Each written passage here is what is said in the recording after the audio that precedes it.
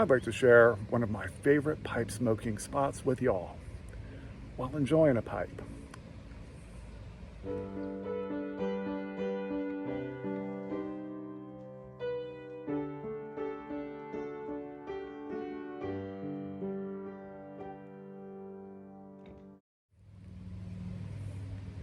Howdy y'all, Virginia Piper here. It was the Civil War.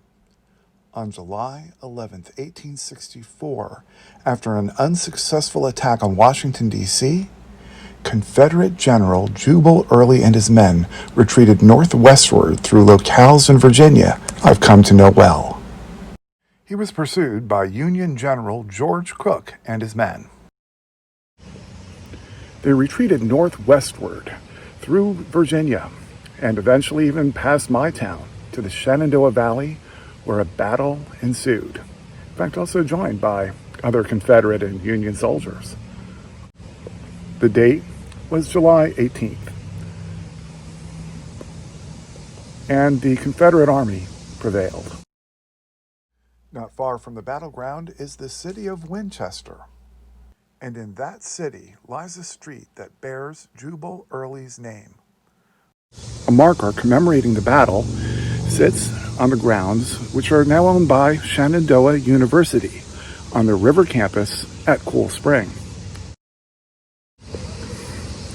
Now, the campus has a number of paved trails, but the draw for me and my family is this Shenandoah River right over here, especially during the heat wave that enveloped Virginia this summer. And along one of the trails, one can find a few paths down to the banks, which are strewn with stones. The water is filled with rocks and is only about 2 feet deep in most parts, a bit deeper in others.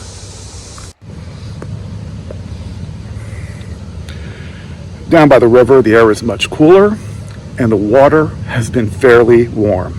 By the way, the Shenandoah River is one of the few in the world that runs south to north. And inside the water are all these little guys. Check out these shells. Now, for years, I wondered how clam shells could be found in a freshwater river. But a fisherman friend of mine told me that they are in fact freshwater mussels. I visited this place often, sometimes with my wife and sons, and sometimes alone, where I'll just relax in the flowing water with a corncob pipe or two.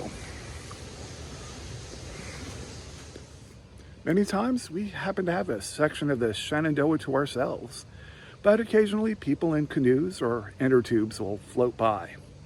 Further downstream, I can occasionally spot someone fishing. Others will bring their dogs to play in the water. In fact, my wife and I chatted with a couple who were there for that very purpose. The gentleman noted how relaxed I was, lying back in the water with my pipe. I told him it doesn't get any better than this, and I hope to return as often as possible before summer draws to a close. Have a great one, y'all.